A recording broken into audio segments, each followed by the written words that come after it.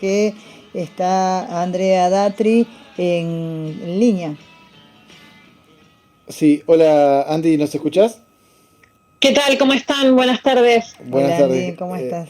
Te cuento para que nos estás escuchando del otro lado, Andrea Datri es nuestra compañera editora, en este caso, que ha hecho un prólogo a un nuevo libro de las ediciones IPS y queríamos conversar con ella. El libro, te cuento, es del autor León Trotsky y se llama Problemas de la vida cotidiana y otros artículos sobre la cultura en la transición al socialismo. Bueno, sobre ese tema queremos hablar con Andy.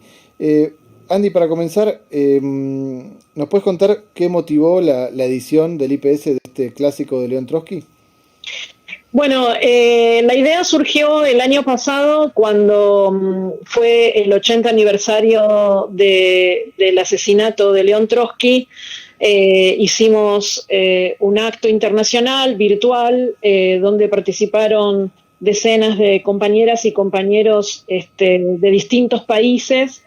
Y a mí me tocó referirme, digamos, al tema de cómo Trotsky aborda el tema de la emancipación de las mujeres. Allí surgió la idea de reeditar Problemas de la vida cotidiana, pero que es un clásico de Trotsky de 1923, pero Andrea Robles, que dirige la editorial del Instituto del Pensamiento Socialista, Karl Marx, estuvo haciendo una investigación verdaderamente mucho más ambiciosa de la idea original y encontró un conjunto de artículos que formaban parte de una obra nunca traducida al castellano.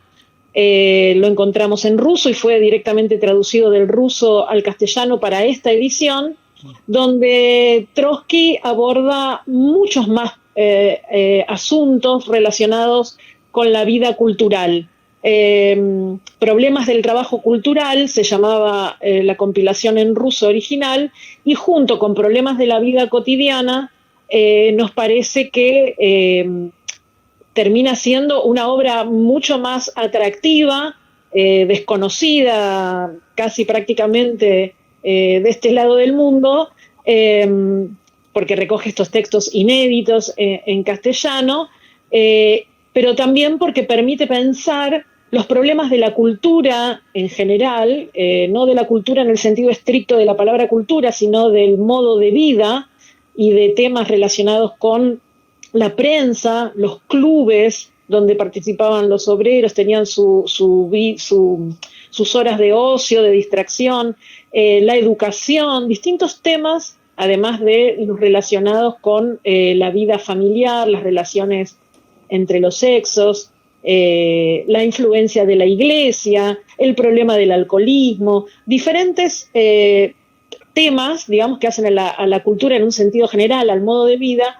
Y qué dinámica tenían estos asuntos en un momento en que se planteaban la transición al socialismo, es decir, la construcción de una sociedad socialista en tiempos de paz, ¿no? Porque ya había acabado la Primera Guerra Mundial, la guerra imperialista, y también habían salido victoriosos de la guerra civil. Entonces, nos parece que es un trabajo muy novedoso y que va a ser muy atractivo para, para muchos públicos, digamos, ¿no? Yo aspiro especialmente que sea muy atractivo también para las jóvenes que en los últimos años han puesto de nuevo sobre las calles, digamos, las demandas de las mujeres y han renovado la palabra feminismo en las luchas recientes. Bien, Andy, por esto que decías, cuáles pueden ser uno de los destinatarios más indicados de este tipo de libro, ¿qué ideas se pueden retomar de estos escritos en el caso que vos mencionabas del movimiento de mujeres en Argentina y en el mundo, ¿no? Bueno, a mí me parece que hay un aspecto que es muy impresionante visto desde tantos años después, ¿no? Que es que, bueno, Trotsky, obviamente, como el resto de los dirigentes y las dirigentes bolcheviques, opinaba que los derechos conseguidos con la conquista del poder por la parte de la clase obrera, los derechos que ya conocemos que se obtuvieron en la Revolución Rusa, como el derecho al aborto, el derecho al divorcio, el derecho a trabajar sin que las mujeres pudieran trabajar y educarse sin que tuvieran que depender del permiso del marido. Bueno, muchísimas cosas que Trotsky y otros dirigentes bolcheviques, aunque eran un cambio abismal con respecto a las condiciones en las que vivían las mujeres en la época anterior bajo la autocracia del zar, de todos modos igual los consideraban derechos elementales, como una cosa básica, digamos, ¿no? Lo que ahora llamaríamos ampliación de derechos, y así lo denominan todos los gobiernos. En ese momento la Revolución Rusa conquistó eso, que fue un salto enorme, y sin embargo ellos lo consideraban como una cosa menor. Como que lo más importante que tenían planteado era que esos derechos fueran acompañados por una transformación de las condiciones materiales de existencia de las mujeres. Y una de las cosas principales era la necesidad de socializar el trabajo doméstico, porque decían, si las mujeres van a seguir pasándose horas y horas para buscar leña, para calentar el agua, para lavar la ropa, para cocinar, para atender todas las cuestiones del trabajo doméstico cotidiano, que es gratuito, que sigue siendo gratuito y sigue recayendo mayoritariamente en las espaldas de las mujeres, bueno, todos esos derechos conseguidos por todos esos otros derechos civiles, digamos, conseguidos, no se van a poder ejercer, porque por más que vos quieras, no te da la vida para ejercer el derecho a educarte si vas a estar más de una jornada laboral entera haciendo trabajo gratuito en tu hogar. Entonces, creían que las condiciones materiales era lo que era muy importante transformar. En esto no se diferencia de otros dirigentes bolcheviques. Uh-huh. Lo que me parece muy novedoso de este libro es que él plantea que esas transformaciones materiales el Estado las tiene que garantizar, el Estado soviético, el Estado de la clase trabajadora que habían conquistado con su lucha, con su revolución, las tiene que garantizar, pero la tienen que llevar adelante con autonomía, con audacia y con ansias y anhelo de progreso las propias masas, y especialmente con las mujeres a la cabeza. Él dice que no hay posibilidad de construir una vida socialista, digamos, si no parte del deseo profundo e individual, dice, de quienes más fueron oprimidos, discriminados y sufrieron el viejo régimen zarista, el viejo régimen donde la jerarquía de la Iglesia ortodoxa, es decir, los patriarcas ortodoxos tenían un peso enorme en mantener a las mujeres en la sumisión, en la subordinación. Entonces me parece que este aspecto es verdaderamente más revolucionario de lo que uno se podría imaginar, sobre todo después de tantos años de que el estalinismo, la burocracia que después se encaramó en el poder del Estado obrero, nos transmitió que en realidad todo viene de arriba, si todo viene de el Estado, digamos, ¿no? Y eso con respecto a la Revolución Rusa, pero ese es un discurso que conocemos perfectamente en este país, donde los gobiernos populistas siempre nos han inculcado que hay que pedir al Estado y el Estado proveerá, digamos, ¿no? Que no, cuando nosotros justamente decimos, y Trotsky lo señala muy claramente en este texto, todo lo conquistado depende de nuestra lucha, nadie nos regala nada. Y él alienta a las mujeres trabajadoras de Moscú en una reunión, en una asamblea, digamos, les dice, ustedes tienen que luchar en el Estado obrero para que realmente se cumplan estas condiciones que son necesarias para avanzar en la emancipación de las mujeres.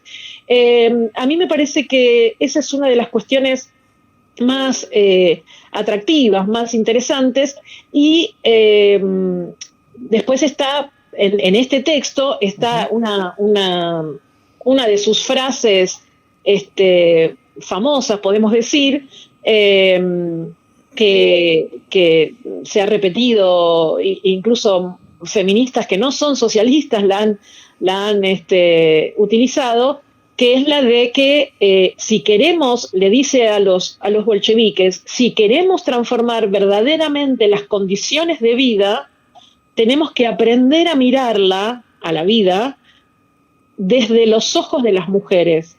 Y eso, que parece una bella frase o un aforismo, en realidad encierra una concepción muy profunda de Trotsky de esta cuestión que te señalaba antes, ¿no? De que quienes más sufrieron con lo viejo, con el viejo régimen, seguramente serán quienes más luchen por lo nuevo, es decir, en este caso por el socialismo. Muy bien.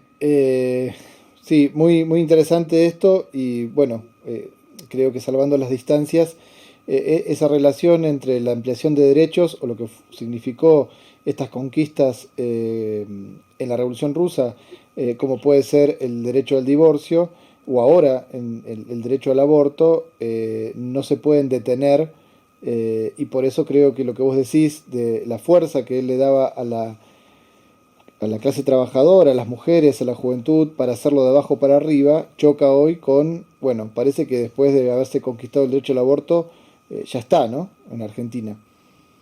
Claro, y que nuestros reclamos se tienen que quedar ahí, porque como dijo Alberto, él ya está muy contento de haberle puesto fin al patriarcado. Nada Claro. más ridículo, ¿no?